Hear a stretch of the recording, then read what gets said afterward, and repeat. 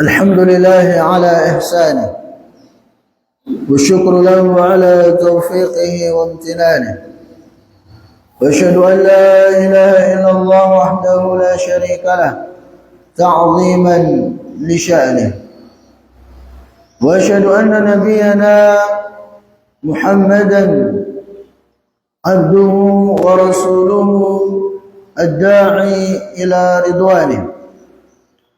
اللهم صل وسلم على نبينا محمد وعلى آله وأصحابه وإخوانه. رب اشرح لي صدري ويسر لي أمري واحلل عقدة من لساني يفقهوا قولي. اللهم انفعنا بما علمتنا وعلمنا ما ينفعنا وزدنا علما. Para jamaah yang mudah-mudahan dimuliakan dan dirahmati oleh Allah Azza wa Jalla, puji dan syukur senantiasa kita panjatkan kepada Allah Subhanahu wa taala atas segala limpahan nikmat dan karunia yang telah Allah Subhanahu wa taala berikan kepada kita semua. Sebagaimana salawat serta salam senantiasa kita peruntukkan kepada Nabi kita yang mulia Nabi Muhammad sallallahu alaihi wasallam, begitu pula kepada keluarga beliau, kepada sahabat-sahabat beliau, kepada orang-orang yang selalu berusaha mengikuti dan menapaki jejak beliau hingga akhir zaman kelak. Para jemaah yang dimuliakan, pada kesempatan ini kita akan membahas secara khusus yang berkaitan dengan ahkamul udhiyah, itu hukum-hukum seputar berkurban. Ya, karena setumat lagi ya kita akan melaksanakan ibadah yang agung ini. Ya, kita pending dulu pembahasan yang berkaitan dengan hukum-hukum seputar makanan dan minuman. Insyaallah kita lanjut pekan depan. Nah, sekarang kita akan bahas beberapa hukum yang berkaitan dengan berkurban, dan ini perlu untuk kita sama-sama pahami supaya apa? Supaya lebih sempurna pelaksanaan ibadah kurban kita itu. Karena kurban adalah ibadah. Ketika kita katakan itu ibadah, maka harus terpenuhi padanya dua syarat. Yang pertama adalah dalam pelaksanaannya harus ikhlas. Ya, betul-betul kita lakukan lillahi ta'ala, karena Allah subhanahu wa ta'ala. Kemudian yang kedua, harus mutaba'ah. Mutaba'ah itu apa? Pelaksanaannya sesuai dengan tuntunan yang telah diajarkan oleh Rasulullah sallallahu alaihi wasallam.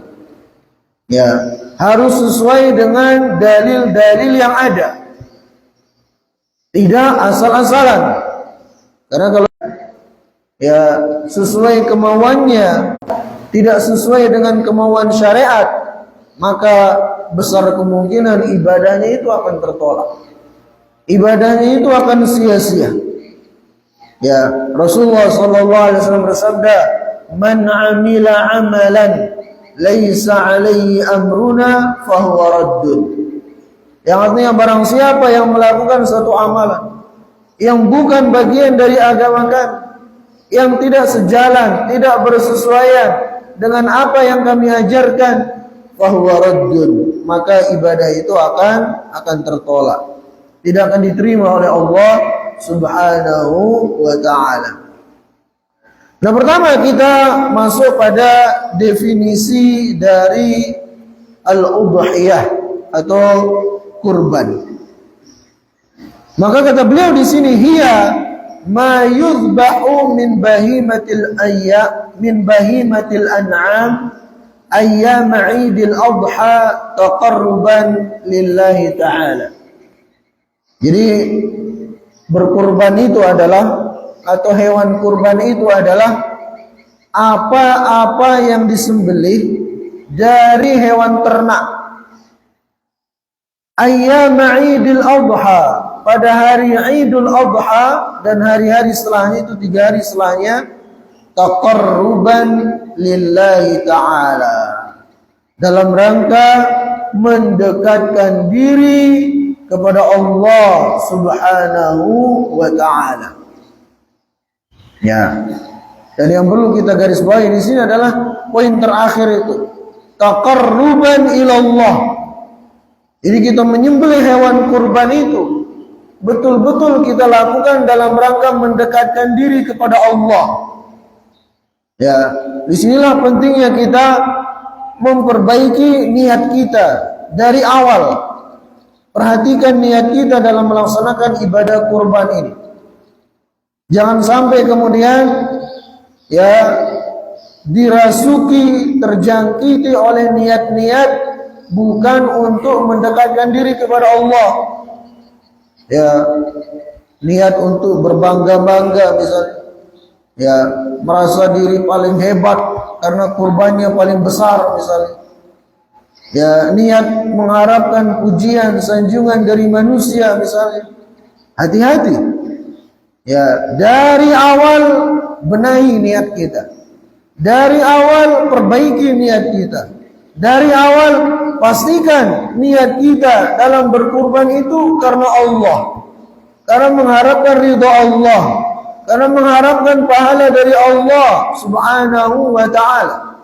Karena melaksanakan perintah Allah Subhanahu wa ta'ala, bukan untuk yang lainnya. Ya, sebagaimana yang Allah Subhanahu wa ta'ala tegaskan dalam Al-Quran, wa ma umiru illa liya'budullaha mukhlishina lahuddin.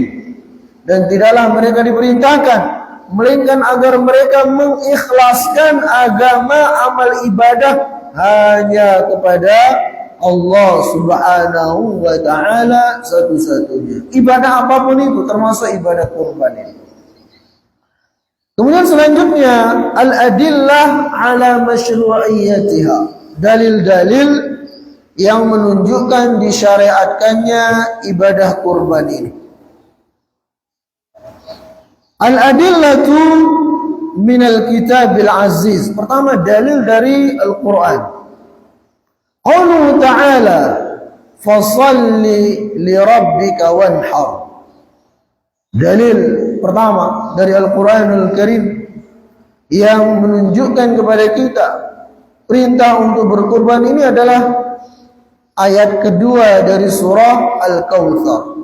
Itu Allah Subhanahu wa taala berfirman, fasalli li rabbika wanhar. Yang artinya apa? Dan hendaknya dan salatlah engkau untuk Tuhanmu. Begitu pula menyembelihlah hanya untuknya.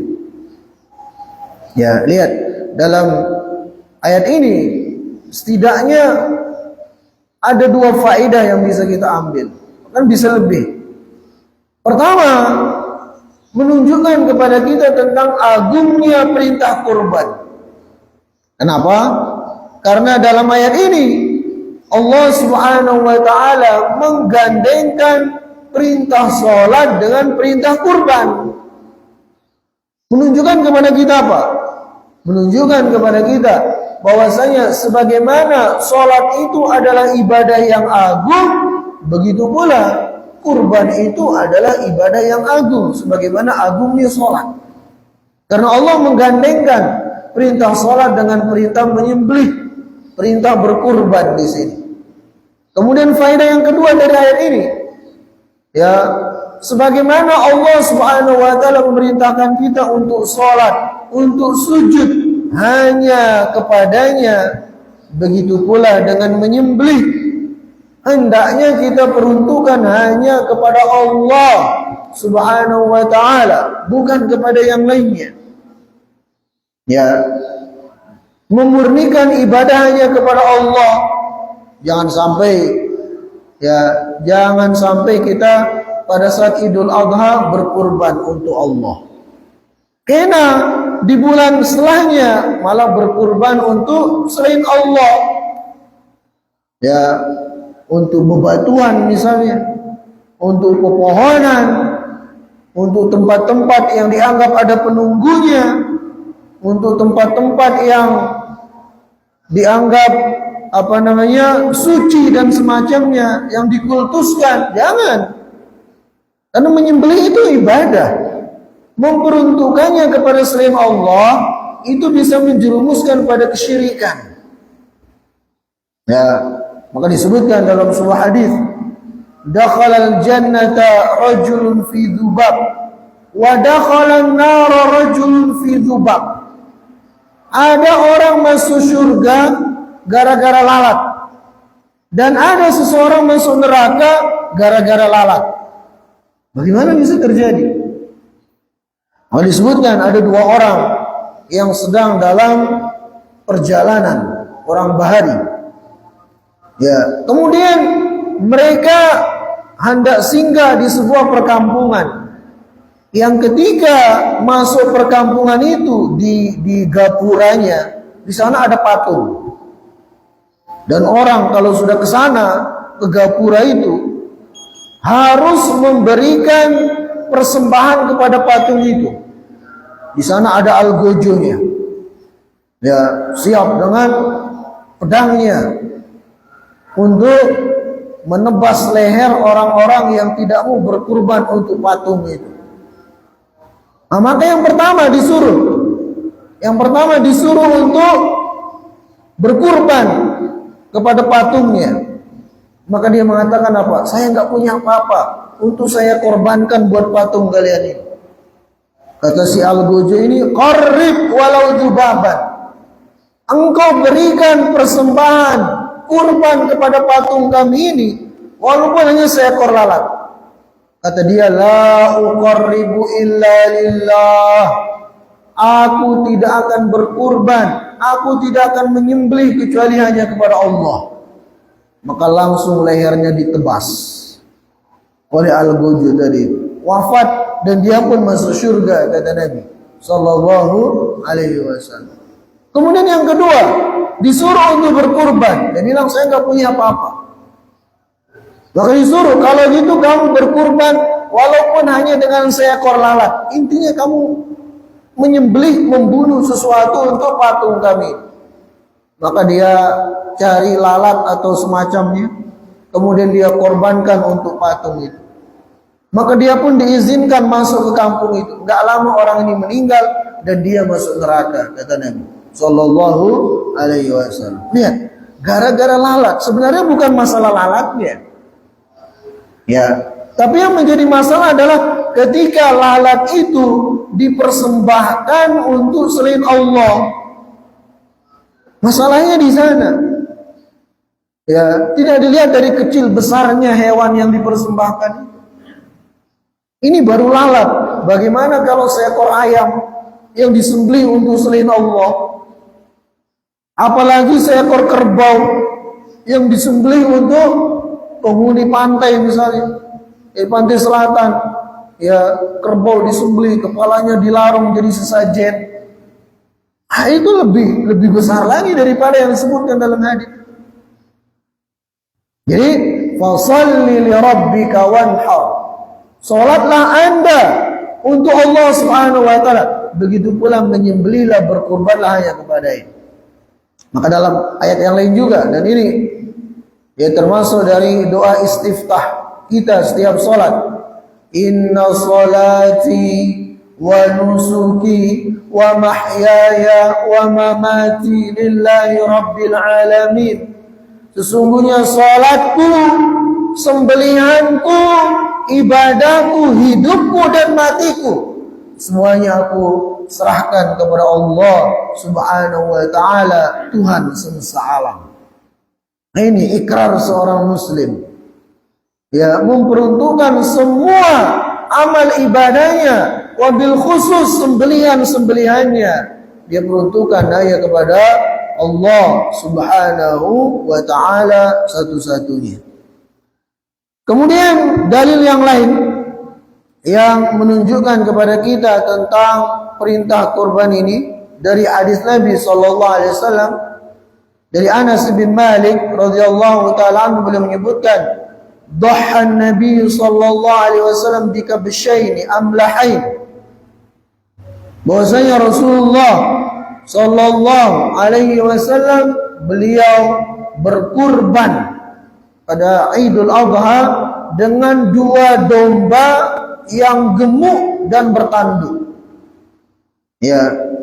Kemudian Rasulullah SAW yusammi wa yukabbir fadzabahahuma biyadi. Ketika menyembelihnya, Rasulullah SAW membaca bismillah dan takbir. Bismillah ya Allahu Akbar. Ya, udah Nabi SAW menyembelih hewan kurban ini. Hadis ini sahih, diriwayatkan oleh Imam Bukhari wa Muslim. Ya. Itu dua dari sekian dalil-dalil yang menunjukkan kepada kita tentang disyariatkannya ibadah kurban ini. Ya, begitu pula ijma' para ulama. Ijma' seluruh ulama mengatakan bahwasanya kurban itu adalah termasuk dari ibadah-ibadah yang agung yang disyariatkan dalam agama kita ini. Kemudian poin yang ketiga, setelah kita memahami definisi kurban, kemudian dalil-dalilnya, lantas kemudian apa hukumnya? Ba'dal ittifaq ala masyru'iyyatiha ikhtalaf ahlul ilmi fi hukmiha ala qaulain. Jadi seluruh ulama sepakat tentang disyariatkannya kurban ini. Namun para ulama berselisih tentang hukumnya. Al-jumhur ila annaha sunnatun muakkadah. Di mana jumhur ulama berpendapat, mayoritas ulama berpendapat kurban itu hukumnya sunnah muakkadah. Sunnah yang sangat ditekankan untuk dilaksanakan. Ya, dalil mereka mana? Hadis Ummu Salamah ya, yang diriwayatkan oleh Imam Muslim, di mana Nabi SAW bersabda, "Idza dakhala al-ashru wa arada ahadukum an yudhi fala yamassa min sya'rihi wa basharihi syai'a." Kata Nabi SAW, apabila sudah masuk 10 hari pertama bulan Dzulhijjah dan salah seorang dari kalian ingin, nah ini yang digarisbawahi oleh para ulama, ingin, salah seorang dari kalian ingin berkurban, maka jangan dia memotong kuku dan rambut atau bulu apapun yang ada di awaknya. Yang digarisbawahi adalah ingin. Kata-kata wa arada, dan dia ingin. Ini menunjukkan bahwasanya kurban itu tidak wajib. Karena Nabi SAW mengatakan wa arada, sedangkan salah seorang dari kalian ingin berkurban. Ya. Jadi kurban itu dikaitkan dengan keinginan seseorang. Kalau hendak ya silahkan, kalau kada hendak ya silahkan. Nah, ini dalil para ulama yang mengatakan bahwasanya kurban itu hukumnya sunnah muakkadah, sunnah yang sangat ditekankan. Namun sebagian para ulama mengatakan kurban itu hukumnya fardu ain, wajib bagi yang mampu. Dalilnya adalah hadis Nabi SAW yang diriwayatkan oleh Ibnu Majah dan yang lainnya. Rasulullah SAW bersabda, "Man wajada sa'atan li an yudhi falam yudhi fala yahdur musallana." Kata Nabi SAW, siapa yang memiliki kemampuan untuk berkurban lantas dia tidak berkurban, maka jangan dia datang, jangan dia hadir, jangan dia dekat-dekat, dalam hal yang lain, tempat sholat id kami. Lihat, tegas sekali memang perintah Nabi SAW dalam hadis ini. Sehingga sebagian para ulama mengatakan kurban itu hukumnya fardu ain, wajib bagi perorangan, itu bagi mereka yang memiliki kemampuan. Ini terlepas dari hukumnya ya para jamaah yang Allah muliakan. Mau kita mengatakan sunnah muakkadah atau kita mengatakan wajib, ya maka kalau kita bisa melakukannya, kenapa tidak? Toh utamanya luar biasa kurban itu. Ya, utamanya luar biasa sekali. Dengannya kita akan mendapatkan kebaikan-kebaikan yang baik di dunia, terlebih lagi nanti di akhirat. Sudah kita sampaikan pada kesempatan-kesempatan yang lainnya tentang keutamaan kurban ini. Maka kalau kita mampu, kenapa tidak? Ya, taruhlah hukumnya sunnah muakkadah. Tapi sunnah itu bukan untuk ditinggalkan. Sunnah muakkadah itu bukan kemudian untuk kita remehkan amalan itu. Sunnah itu untuk kita kerjakan kalau memang kita memiliki kemampuan untuk melaksanakannya. Nah, kemudian para jamaah yang belum muliakan, setelah kita memahami hukumnya, lantas apa hikmah tujuan dari ibadah kurban ini? Kata beliau, lil udhiyati hikamun katsirah. Jadi berkurban itu memiliki hikmah-hikmah, tujuan-tujuan yang sangat banyak. Di antaranya satu, at-taqarrub ila Allah Ta'ala bimtithali awamirih. Pertama adalah dalam rangka kita mendekatkan diri kepada Allah Subhanahu wa Ta'ala dengan melaksanakan perintah-perintahnya. Ya, sebagaimana kita sebutkan tadi. Jadi dengan kita berkorban ini salah satu cara kita untuk mendekatkan diri kepada Allah Subhanahu wa Ta'ala. Salah satu cara kita untuk menggapai ridha Allah Subhanahu wa Ta'ala.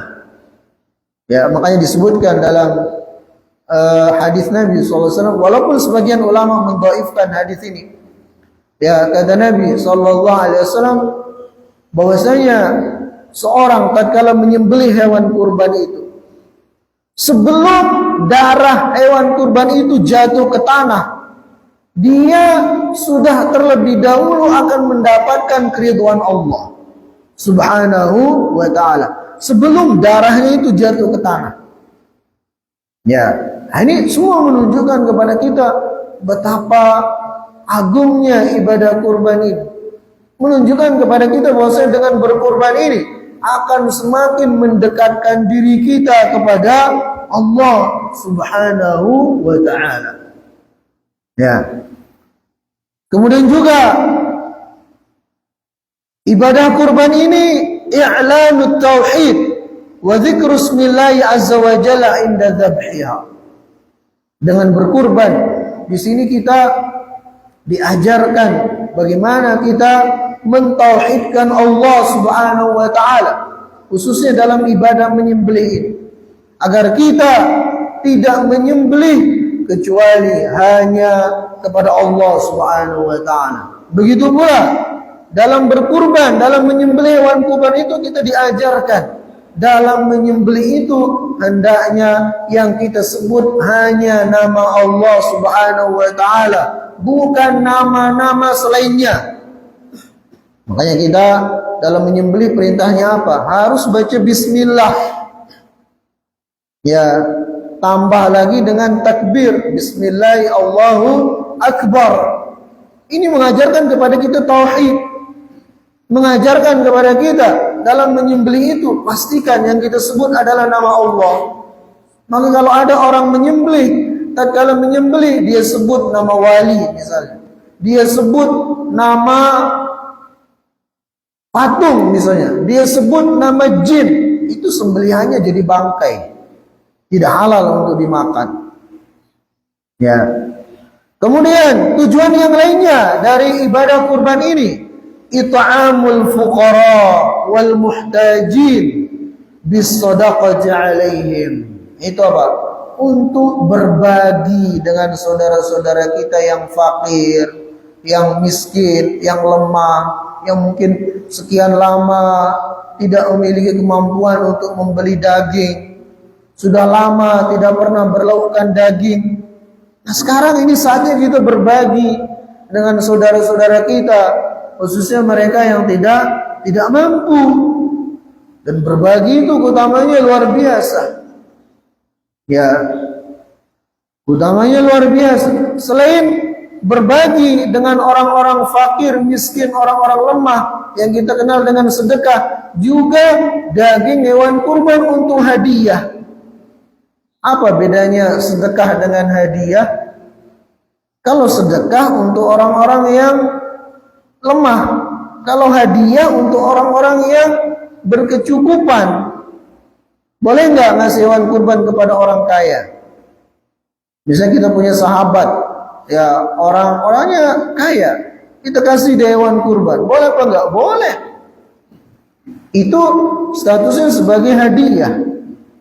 Ya, nggak masalah.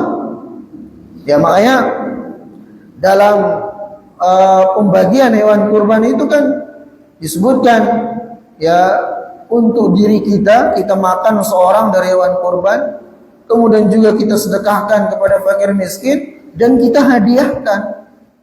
Ya anjurannya seperti itu. Walaupun mungkin yang terbanyak itu ya untuk fakir miskin begitu. Ya Allah taala alam.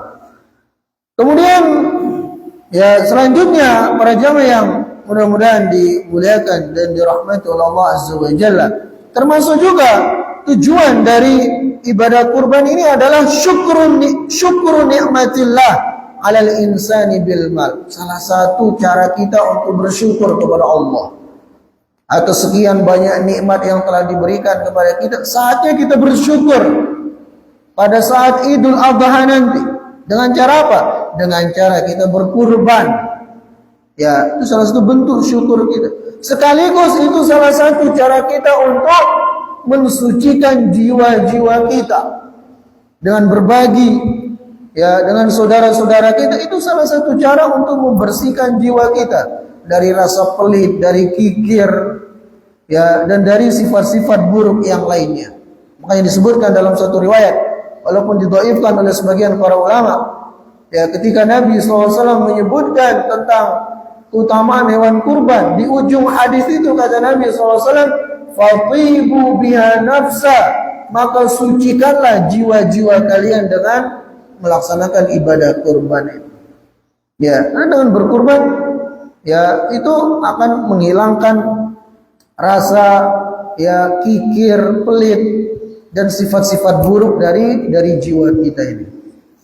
Kemudian selanjutnya para jamaah yang mudah-mudahan dimuliakan dan dirahmati oleh Allah Azza wa Jalla, taqsimul humil adhahi. Tadi kita sebutkan itu pembagian daging hewan kurban. Ja'a fi dzalika iddatu aqwal. Dalam membagi hewan kurban ini ada beberapa pendapat dari kalangan para ulama.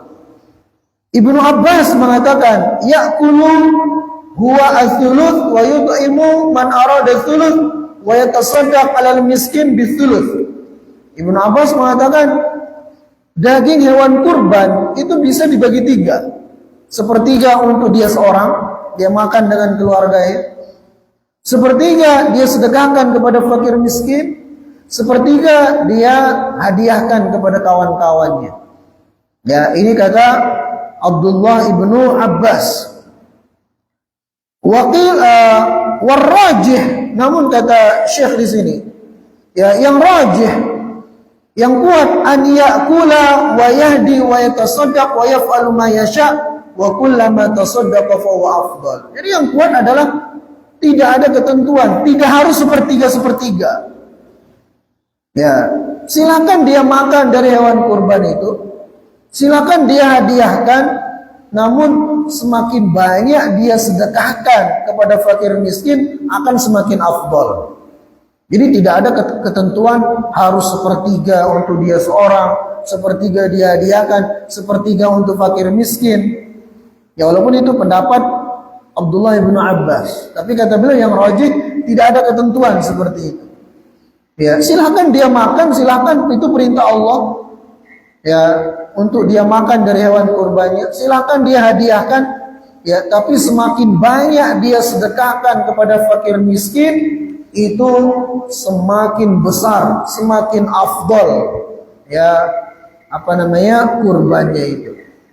Ini pendapat yang paling kuat kata beliau.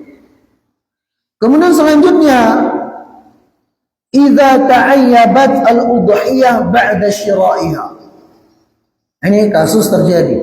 Ada seseorang membeli hewan kurban. Ketika membeli hewan kurban itu, ya hewannya sehat-sehat aja. Nah, setelah dibeli, ya biasanya kan kita belinya ya beberapa hari sebelum disembelih. Nah, setelah dibeli, qadarullah hewan kurbannya itu mengalami cacat-cacat yang tidak diperbolehkan ada pada hewan kurban. Ya, seperti pincang misalnya. Dan beberapa, kalau nggak salah pekan kemarin itu sudah sebutkan cacat-cacat yang tidak boleh pada hewan kurban. Apa itu? Pertama, pincang, yang jelas pincang. Kemudian buta, yang jelas butanya, baik kedua-duanya atau buta sebelah. Kemudian yang kurus krempen, yang nggak ada dagingnya, hampir nggak ada dagingnya. Kemudian yang sakit, yang jelas sakitnya, itu disebutkan dalam riwayat yang sahih. Nah sekarang kasusnya, orang ini belinya sehat-sehat aja. Dekat-dekat hari hanya, ternyata hewan kurbannya pincang. Nah, apakah sah itu dijadikan hewan kurban? Kata beliau di sini,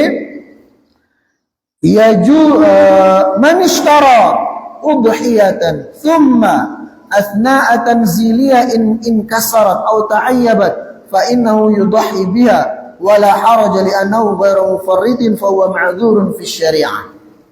Jadi tidak mengapa kalau ternyata seseorang itu misalnya pas ngangkut hewan kurbannya itu untuk dibawa ke tempat penyembelihan, sekalinya pas diturunin dari mobil misalnya kakinya ini sehingga patah, itu tetap sah, nggak masalah, aman. Ya, nggak apa-apa. Selama itu terjadi bukan karena keteledoran orang-orangnya. Ya, artinya bukan karena ada unsur sengaja. Kalau ada unsur sengaja itu bisa nggak sah nanti kalau digunakan berkurban. Misalnya dia sendiri yang mukul kakinya sampai pincang misalnya. Itu nanti nggak sah hewan kurbannya itu. Ya, kalau ada unsur keteledoran atau unsur kesengajaan dari orang-orang itu. Tapi kalau tidak ada, tidak sengaja sehingga hewannya pincang atau apalah, ya maka itu tetap sah dijadikan sebagai hewan kurban begitu. Ya, dan ini dikatakan oleh para ulama seperti Al-Imam Ibnu Qudamah dalam kitabnya Al-Mughni. Ya, menunjukkan kebolehannya. Kemudian selanjutnya al-udhiyah anil ghair, hukum berkurban ya untuk orang lain. Ya juzu an tudhi an ghairika al-ajiz bi syarti idnihi. Fa in lam yakun ajizan fal aslu anna al-wajib ta'allaqun bi raqabatihi. Jadi berkurban atas nama orang lain pada dasarnya boleh, khususnya kalau orang itu nggak mampu. Ya, orang itu masih hidup, ianya kada mampu berkurban, kita kurbankan atas nama dia boleh. Tapi kalau ianya mampu, ya lebih utama dia sendiri yang berkorban, bukan kita yang berkorban untuk dia. Nah masalah sekarang, bagaimana berkurban atas nama orang yang sudah wafat? Ya, atas nama orang yang sudah meninggal, orang tua kita misalnya.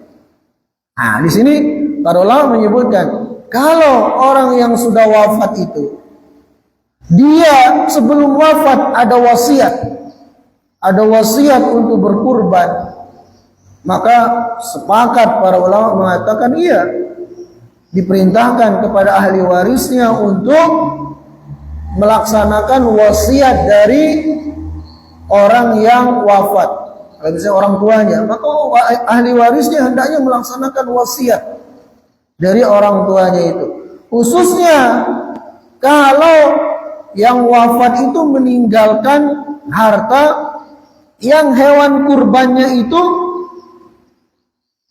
ya harganya sepertiga dari harta mayit yang ditinggal atau lebih kurang dari sepertiga.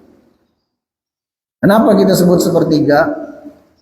Ya, karena orang yang sudah wafat itu kalau berwasiat ya hartanya untuk disedekahkan itu dilarang lebih dari sepertiga berdasarkan riwayat yang sahih. Karena kan bisa jadi orang hartanya nggak terlalu banyak, misalnya dia wasiatnya kurban dengan seekor sapi misalnya. Sedangkan kalau dikurbankan untuk dia setelah dia wafat dengan 1 ekor sapi, itu lebih dari sepertiga harta yang ditinggal. Maka di sana ya yang dikurbankan atau harga hewan kurbannya itu disesuaikan dengan hartanya sepertiga atau kurang dari sepertiga. Karena wasiat itu tidak boleh lebih dari sepertiga begitu. Tapi kalau ternyata ya harta yang ditinggal tidak cukup untuk membeli hewan kurban, karena orangnya adalah misalnya miskin, nggak punya apa-apa, tapi dia berwasiat untuk berkurban. Ya maka di sini ahli warisnya tetap dianjurkan, ya dianjurkan untuk berkurban atas nama orang tuanya misalnya. Dan itu tidak ada kewajiban bagi ahli warisnya, tapi itu bentuk kebaktiannya kepada orang tuanya. Ya, khususnya kalau yang wafat ini tidak memiliki harta seharga setara dengan hewan kurban itu. Tapi kalau dia memiliki harta yang setara dengan hewan kurban tadi itu, artinya yang sepertiga tadi itu, maka wajib ditunaikan wasiatnya. Ya mudah-mudahan bisa difahami ya. Tapi kalau nggak sampai, maka ahli warisnya dianjurkan untuk berkurban atas nama dia. Nah di sini, jadi kalau orang yang wafat itu ada wasiat untuk berkurban, sepakat para ulama mengatakan ahli warisnya hendaknya berkurban atas nama dia. Nah, sedangkan kalau ada seseorang yang wafat dan tidak pernah ada wasiat untuk berkurban, kemudian anak-anaknya misalnya inisiatif sendiri berkurban atas nama orang tuanya, boleh apa enggak? Nah, di sini ada khilaf di kalangan para ulama. Sebagian mengatakan ya tidak ada anjuran, tidak ada syariatnya seperti itu. Kenapa? Karena kita tidak pernah mendapatkan dalil-dalil ya bahwasanya Nabi SAW berkurban misalnya atas nama Khadijah yang sudah dahuluan wafat, atau sahabat berkurban atas nama orang tua mereka yang sudah wafat. Gak ada satupun dalil. Ini kata sebagian ulama yang mengatakan tidak ada syariatnya. Tapi sebagian yang lain mengatakan boleh. Gak apa-apa berkurban atas nama orang yang sudah wafat. Karena kata mereka itu sama hukumnya dengan bersedekah atas nama orang yang sudah wafat. Bersedekah atas nama orang yang sudah wafat boleh apa enggak? Boleh, jelas. Nah berkurban itu kurang lebih sama dengan bersedekah atas nama orang yang sudah wafat.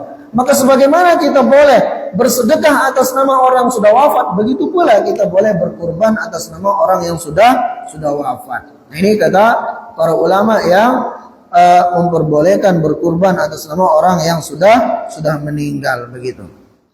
Nah, jadi intinya perkara ini perkara yang khilaf, ya perkara khilaf di kalangan para ulama yang semestinya kita saling memahami lah, tidak kemudian menyesatkan antara yang satu dengan yang lainnya begitu. Wallahu taala alam. Namun sebenarnya kalau seandainya kita sebagai seorang anak ya berkurban, kemudian kita niatkan hewan kurban kita itu untuk istri dan anak-anak kita, untuk orang tua kita yang sudah wafat, itu sampai semua pahalanya. Sampai semua pahalanya. Dan itu yang dilakukan oleh Rasulullah sallallahu alaihi wasallam, ya begitu pula para sahabat ridwanullahu taala alaihim jami'an. Nah, kemudian para jamaah yang ulun muliakan, ya masalah yang berikutnya adalah bai'u jildil udhiyah. Apa hukum menjual kulit dari hewan kurban, atau menjual kakinya misalnya, menjual kepalanya misalnya, ya untuk kemudian hasil penjualannya misalnya sebagai upah tukang jagal, hasil penjualannya misalnya sebagai upah panitianya, boleh apa enggak? Maka kata beliau, la yajuzu lil mudahhi an yabi'a jilda udhiyati. Tidak boleh bagi seseorang yang berkurban atau bagi panitia kurban untuk menjual bagian apapun dari hewan kurban itu. Ya, dari kulitnya kah, kakinya kah, kepalanya, apalagi dagingnya. Li'annaha bidzabhi ta'ayyanat lillah bi jami' ajza'iha. Karena seseorang tatkala dia berkurban, itu kan memang hewan kurban itu dia peruntukkan untuk Allah Subhanahu wa taala. Ya, wa ma ta'ayyana lillah lam yajuz akhdhul 'iwad anhu. Dan apa yang sudah diperuntukkan bagi Allah Subhanahu wa taala, tidak boleh kemudian seseorang mengambil keuntungan darinya. Walihada la yu'til jazzara minha syai'an ala sabilil ujrah. Maka oleh karena itu tidak boleh bagi seseorang untuk menjadikan bagian dari hewan kurban itu sebagai pembayaran dari upah tukang jagal. Ya, misalnya ya ianya kada mampu menyembelih, dia panggil tukang jagal, "Pak, pian kena ini sembelihkan sapi ulun, sembelihkan, kemudian dikuliti, dipotong-potong, kena sebagai upahnya pian ulun kasih kepalanya. Sebagai upahnya ulun kasih pian kulitnya, kakinya." Itu nggak boleh. Itu berarti dia mengambil keuntungan dari hewan kurban itu. Ya, tidak boleh seperti itu. Dalilnya adalah hadis dari Ali bin Abi Thalib radhiyallahu taala anhu, riwayat Imam Bukhari dan Muslim. Ali mengatakan, "Amarani Rasulullah SAW an aquma ala budnihi." Rasulullah SAW memerintahkan kepadaku, kata Ali bin Abi Thalib, untuk mengurus hewan kurbannya Rasulullah SAW. Wa an atasaddaqa bilahmiha wa juludiha wa ajillatiha wa alla u'til jazzara minha.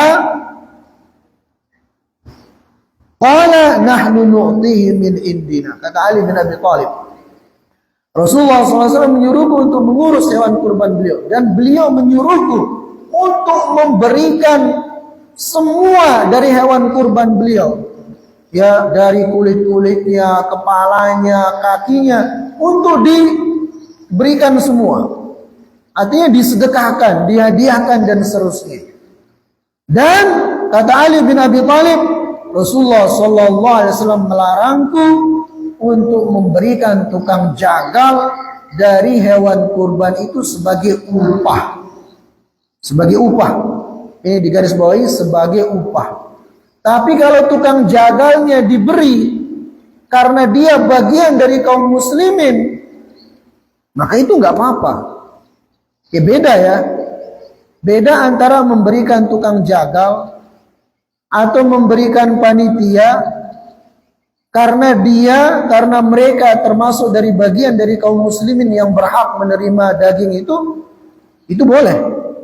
Tapi kalau memberinya itu sebagai upah, nah ini masuk larangan hadits ini. Itu semua kembali kepada niat. Ya, kalau niatnya sebagai upah nggak boleh.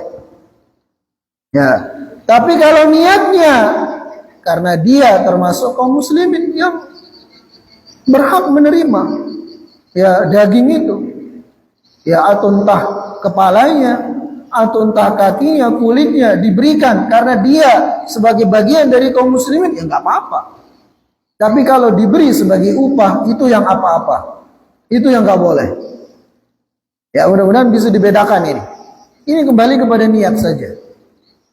Ya, maka kalau ada orang memberikan bagian dari hewan kurban sebagai upah, itu nanti ya bisa-bisa nggak sah kurbannya itu. Ya, maka ini tanggung jawab kita. Ya, tanggung jawab kita khususnya sebagai ya mungkin panitia hewan kurban. Hati-hati kita. Jangan sampai gara-gara keteledoran kita menjadikan hewan kurbannya orang itu tidak sah begitu. Ya. Kemudian selanjutnya, dan kalau misalnya orang itu sudah dikasih bagian dari hewan kurban, kemudian dia ingin jual bagiannya, boleh apa enggak? Boleh. Misalnya ada seorang yang miskin dikasih 2 kilo bagiannya dia, kemudian dia mengatakan, saya ini ya kurang senang makan daging misalnya. Saya ada riwayat hipertensi, kalau makan daging itu bisa naik tensi saya. Udah saya jual aja. Boleh apa enggak? Boleh. Terserah dia kalau itu. Yang masalah yang tadi itu, seseorang menjualnya untuk jadikan upah. Upah bagi tukang jagal atau upah bagi panitia dan seterusnya begitu. Nah, kemudian ya para jamaah yang mudah-mudahan dimuliakan dan dirahmati oleh Allah Azza wa Jalla, ma yuqal inda dzabhil udhiyah. Apa yang kita baca ketika menyembelih hewan kurban? Apa yang kita baca? Maka berdasarkan hadis yang sahih disebutkan Rasulullah sallallahu alaihi wasallam tatkala menyembelih hewan kurban, ya beliau selain membaca tasmiyah dan takbir, beliau membaca Allahumma hadza anni wa an ahli baiti. Jadi bismillahi Allahu akbar, Allahumma hadza anni wa an ahli baiti. Kalau yang menyembelih itu sahibul kurbannya seorang. Bismillah dengan nama Allah, Allahu akbar, Allah Maha besar, Allahumma ya Allah, hadza anni, ini kurban dariku, wa an ahli baiti, dan dari keluargaku. Tujuannya apa? Tujuannya supaya hewan kurban itu semua dapat pahala, dirinya dan keluarganya. Ya, itu sebelum digorok, disembelih, baca doa tadi. Ya, baru disembelih. Nah, kalau misalnya yang nyembelih bukan pemiliknya, ya jangan dia bilang anni. Ya, karena dia bukan dia yang. Ini juga yang baca doa ini harus orang paham bahasa Arab. Jangan mentang ini dalam hadis. Kemudian dia nyembelih padahal kurban orang. Dia bilang Allahumma hadza anni. Oh, bukan dari Anda. Ya, maka diganti domirnya. Ganti kata kata gantinya. Maka dikatakan bismillah Allahu akbar, Allahumma hadza min, siapa nama orangnya? Ya, misalnya min Abdullah wa ahli baiti. Ya Allah, ini kurban dari Abdullah dan keluarganya. Baru dia gorok. Jangan dia bilang anni. Ya. Gitu. Makanya ini butuh ilmu juga gitu. Ya, tidak asal-asalan. Sehingga nanti khawatirnya nggak sah hewan kurban orang begitu. Nah, kemudian para jamaah yang mudah-mudahan dimuliakan dan dirahmati oleh Allah Azza wa Jalla, terakhir ya, so masih banyak di sini. Ada 60 masalah kaitan dengan hewan kurban. Ini kita baru sampai yang ke yang belasan atau kurang. Kemudian di sini beliau menyebutkan tentang apa hukum menggabungkan hewan kurban, menggabungkan berkurban dengan aqiqah. Nah, di sini ada khilaf juga di kalangan para ulama. Kalau dalam mazhab Hambali itu diperbolehkan menggabungkan antara niat kurban dengan niat aqiqah. Tapi dalam mazhab-mazhab yang lainnya itu tidak diperbolehkan dengan alasan ya masing-masing itu ibadah yang berbeda sehingga tidak boleh digabungkan. Ya, dan seterusnya, ya banyak hal yang disebutkan oleh Syekh di sini, cuman waktu sudah ini kita cukupkan. Ya subhanakallahumma wa bihamdika asyhadu an la ilaha illa anta astaghfiruka wa atubu ilaik. Assalamualaikum warahmatullahi wabarakatuh.